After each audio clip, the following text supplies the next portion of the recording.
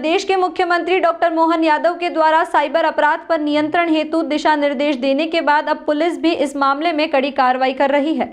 Indore crime branch थाना police ने फर्जी डिजिटल अरेस्ट के माध्यम से ऑनलाइन धोखाधड़ी की वारदात करने वाली एक गैंग के आरोपी को गिरफ्तार किया है। पुलिस ने इस गैंग के एक आरोपी को गिरफ्तार किया है जो कि तेलंगाना का रहने वाला था। इस आरोपी की 6 राज्यों की पुलिस तलाश कर रही थी।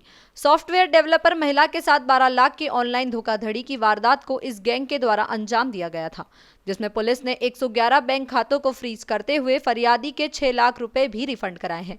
पूरे मामले में क्राइम ब्रांच ने अभी तक 2 आरोपियों को गिरफ्तार कर लिया है। गैंग के सदस्य कॉल पर खुद को पुलिस अधिकारी बताकर मनी लॉन्ड्रिंग के केस में फंसाने का झूठ बोलकर ऑनलाइन पैसे प्राप्त करते थे और वारदात को अंजाम देते थे।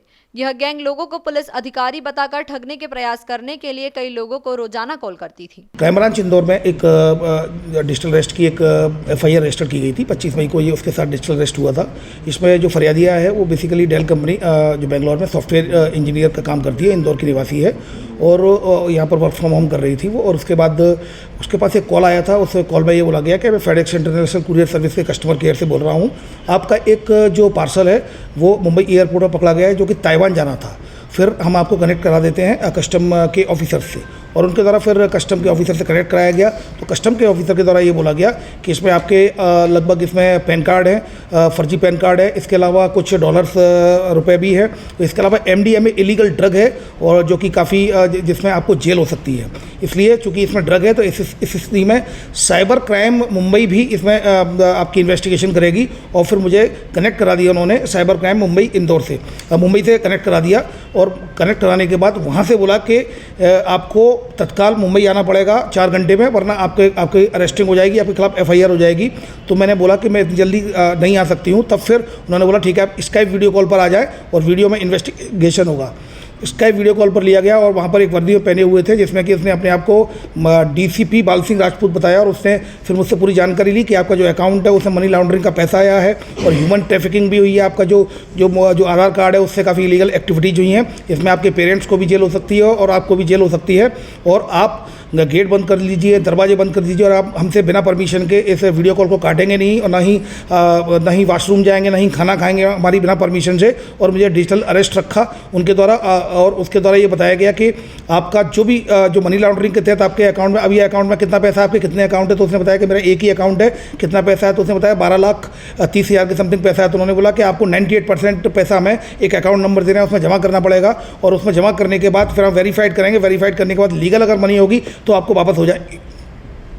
इस पर से उसके द्वारा फरियादिया के द्वारा विक्टिम के द्वारा 12,10,000 रुपये उसके अकाउंट में जमा करा दिए। जमा कराने के बाद फिर वो उससे बोल दिया कि अब किसी से आपको कुछ कहना नहीं है, 3 दिन तक आपकी ये जांच चलेगी इस पैसे की और आपने कहीं भी शेयर नहीं करना है। और मैं डर गई थी, उसे फरियादी को द्वारा बताया मैं डर गई थी और 2 दिन तक उसने कुछ नहीं बोला।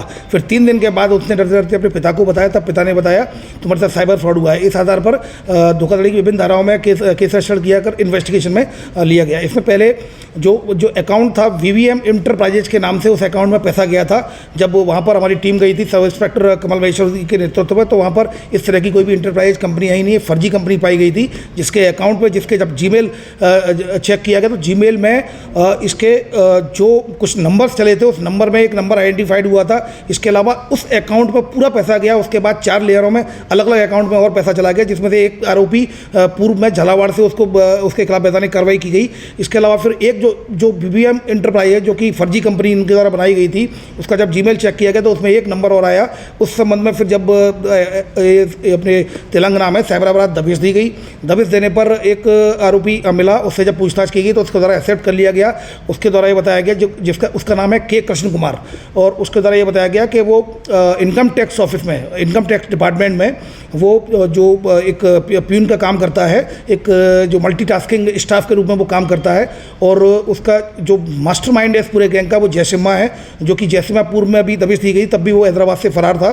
उससे जब और पूछताछ की गई तो उसके द्वारा बताया गया उसके मोबाइल का भी उसमें उपयोग हुआ है इस घटना में। और उसके द्वारा बताया गया जयसिम्हा इस घटना का मास्टरमाइंड है। अलग अलग राज्यों में FIR भी हैं जो BBM इंटरप्राइजेज है 6 जो स्टेट्स हैं 6 राज्यों में अलग अलग में इनका ऑलरेडी डाटा फ्रीज किया गया है। 6 राज्यों में ये वांटेड है। इसमें फिलहाल इसको के कृष्ण कुमार को अरेस्ट कर लिया गया है, इनसे और पूछताछ की जा रही है। इस पूरे प्रकरण में जो झालावाड़ से आरोपी को आनंद कुमार को गिरफ्तार किया गया था, उससे 2 लाख रुपए की रिकवरी हुई थी और लगभग 3.5 लाख रुपए के करीब हमारे द्वारा जो होल्ड करा दिए गए थे। कुल मिलाकर जो 12,10,000 का इनके साथ फ्रॉड हुआ था, उसमें से लगभग 5.5-6 लाख के करीब जब्त किए जा रहे हैं या फिर कोर्ट के माध्यम से इनको वापस दिलवाया जा रहा है। इसके अलावा भी 6 लाख और बचे हैं। जैसे माँ की तलाश की जा रही है, जैसे उसकी गिरफ्तारी होगी तो इसमें और भी खुलासा होने की उम्मीद है। इसके द्वारा बताया गया मैं इसका केवल पार्ट हूँ।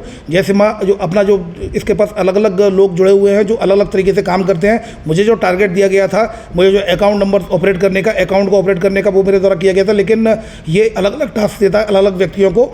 वैसे पूर्व में ये साथ में ही रहते थे, ये रूम पार्टनर भी था इसका। तो इससे अभी और पूछताछ की जा रही है। फिलहाल इसको आज माननीय न्यायालय के समक्ष पेश किया जाकर, पुलिस रिमांड लिया जाकर और उसमें और पूछताछ की जाकर खुलासा किया जाए। आनंद का और के कृष्ण कुमार का क्या संबंध? इनका कोई आपस में संबंध नहीं। जैसा कि मैंने बताया, जो साइबर फ्रॉडस्टर ऑर्गेनाइज तरीके से काम करते हैं। एक अकाउंट अगर झारखंड का देंगे, दूसरा अकाउंट राजस्थान का देंगे और ये आपस में इनका कोई कनेक्शन नहीं होता। एक अकाउंट उपलब्ध कराने वाला व्यक्ति एक अलग होता है जो सबके अकाउंट उपलब्ध कराता है। तो इसमें कई बार कनेक्शन नहीं मिलता। इसमें जो सबसे ज़्यादा सिमिलरिटी पाई जाएगी वो जो इनका मास्टरमाइंड है जैसे माँ, उसके पकड़े जाने के बाद सारी चीज़ें पता चलेगी किस तरह से वो ऑर्गेनाइज करता था। ये सब उसके साथ काम करने वाले लोग थे, लेकिन ये आपस में एक दूसरे को नहीं जानते। आनंद का केवल अकाउंट था। आनंद के अकाउंट में पैसा गया था और उससे 2 लाख रुपये रिकवर भी हुए।